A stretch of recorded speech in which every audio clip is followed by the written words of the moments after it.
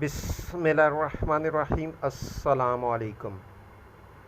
حضرت صلی اللہ علیہ وآلہ وسلم کا ارشاد ہے کہ دو قسم کی آنکھوں کو آتش جہنم کا مزہ نہیں چکھنا پڑے گا۔